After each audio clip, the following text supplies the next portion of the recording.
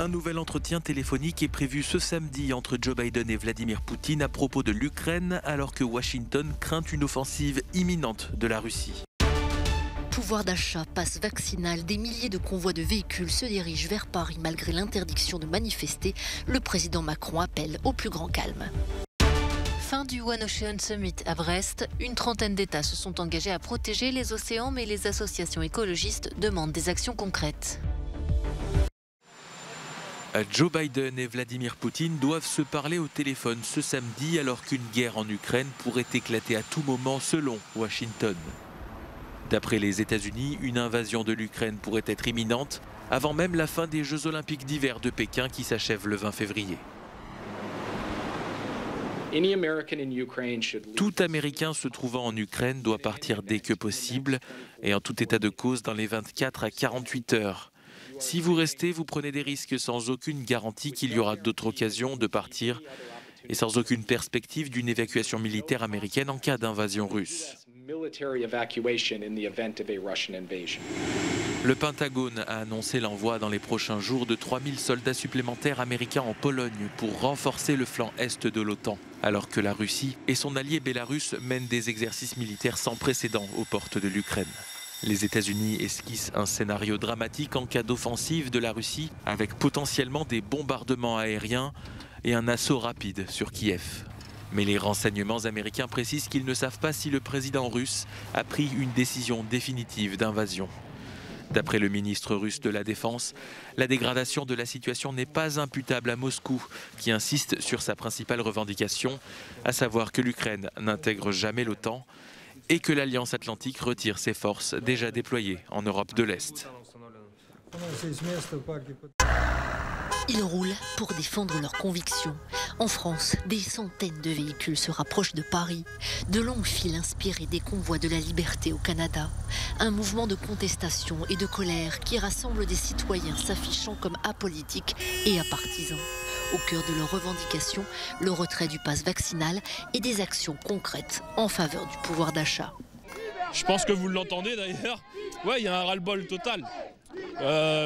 On ne peut plus continuer, peu importe la classe et ce qu'on touche par mois. Quand on fait le calcul, on paye beaucoup trop. Toutes les augmentations, et quand on entend que Total qui s'engraisse et nous, on vide nos poches, on ne peut plus. Donc on va essayer de faire en sorte de se faire entendre et que ça change. Vous voyez, l'affiche montre on en a marre de se taire, on en a marre d'être masqué, on en a marre que nos enfants soient masqués, on a envie de vivre une vie saine, sereine, dans la bienveillance et surtout d'avoir le droit d'aller où on veut en fait. Quelle sera l'ampleur de la mobilisation? L'exécutif français suit avec attention le mouvement qui se défend de vouloir bloquer la capitale. Mais en défiant l'interdiction d'entrer à Paris, les manifestants sont dans le collimateur des forces de l'ordre. Moi, je rappelle simplement une évidence qui a été formulée par le ministre de l'Intérieur. Nous serons fermes et nous empêcherons les blocages. La détermination des forces de sécurité intérieure est entière. Le niveau de mobilisation est significatif. Ces convois de la liberté entendent se regrouper à Paris. Prochaine étape, poussée jusqu'à Bruxelles pour une convergence européenne prévue le 14 février. Là encore, les autorités belges leur ont interdit l'accès à la capitale. Bonne route à tous, vivez cette aventure. Ce pont reliant les États-Unis et le Canada est bloqué depuis plusieurs jours par des manifestants anti-restrictions sanitaires. La Cour supérieure de l'Ontario a fini par ordonner vendredi le départ de ces protestataires. Plus de 25% des marchandises exportées entre les États-Unis et le Canada empruntent cet axe routier. Joe Biden en personne a demandé au Premier ministre canadien de réagir. Je veux que les choses soient très claires. Les blocages illégaux qui cherchent à prendre nos quartiers et notre économie en otage et la fatigue collective du Covid à laquelle nous sommes confrontés sont deux choses bien distinctes. Si vous avez rejoint les manifestations à cause du Covid, vous devez maintenant comprendre que vous enfreignez des lois. Les conséquences vont devenir de plus en plus sévères. Le Premier ministre de l'Ontario a décrété l'état d'urgence, assurant prendre toutes les mesures nécessaires pour la réouverture de la frontière et débloquer la capitale Ottawa, où se concentre le mouvement initié par des chauffeurs routiers excédés par les mesures sanitaires. Jusqu'à présent, les autorités avaient évité d'envoyer des forces de l'ordre pour déloger les manifestants, donnant une impression de fébrilité du pouvoir, ce qui a valu à Justin Trudeau d'être très critiqué par l'opposition. Le continent africain est encore loin dans la course contre le Covid-19. Seuls 11% de la population est pleinement vaccinée. Selon l'Organisation mondiale de la santé, il faudrait multiplier par 6 les injections pour permettre au continent de couvrir dans les prochains mois 70% des citoyens. Cette question sera nécessairement à l'ordre du jour du sommet la semaine prochaine entre l'Union européenne et l'Union africaine. Pour certains experts, les obstacles sont encore nombreux pour réussir la campagne vaccinale. Nous avons besoin de plus de vaccins. Il y a tout d'abord un problème d'approvisionnement, un problème prévisible. Nous avons besoin que les pays à haut revenu s'assurent que nous puissions être en mesure de recevoir des vaccins. Et puis, il y a le problème des systèmes de santé. Nous devons les renforcer. Il faut lever les droits de propriété intellectuelle. C'est la seule façon d'assurer un approvisionnement juste. La seule façon de sauver la vie de nos concitoyens, c'est de pouvoir produire et assembler dans nos pays des vaccins et des produits de diagnostic. L'idée d'une levée des brevets sur les vaccins est soutenue par plusieurs pays, des ONG et des eurodéputés. Il faut faire tout ce qui est possible. Si le partage des brevets, si le fait de permettre à nos pays partenaires d'avoir leur propre production est un moyen approprié, alors il faut le faire. Au bout du compte, les droits de propriété intellectuelle ne peuvent pas être plus importants que le fait de sauver des vies. La Commission européenne et plusieurs pays s'opposent pour le moment à une levée des brevets.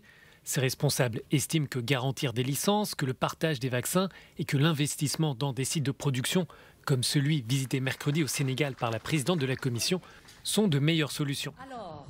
Tout d'abord, mes félicitations. L'Afrique a reçu jusqu'à ce jour 600 millions de doses, dont un quart provient de l'Union européenne. Les océans ne peuvent plus attendre. Ces mots sont ceux du président français Emmanuel Macron en clôture du One Ocean Summit à Brest. Depuis mercredi, les représentants de 41 États étaient réunis pour tenter de trouver des solutions concrètes et coordonnées pour protéger les océans. Nous allons aujourd'hui prendre des engagements. Ce seront les engagements de Brest. Ils vont permettre de consolider des actions utiles, j'en suis convaincu, et un agenda international essentiel pour l'année 2022. L'océan est en danger. Pollution, produits chimiques, déchets plastiques, surexploitation.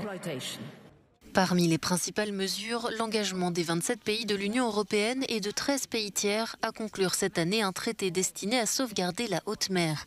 Il s'agit des zones situées à plus de 200 000 nautiques des côtes et qui ne sont sous la juridiction d'aucun État. Plusieurs pays se sont aussi engagés à lutter contre la surpêche ou la pêche illégale et contre la pollution plastique.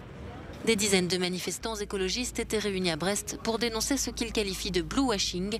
L'association Greenpeace espère que les mots seront traduits en action.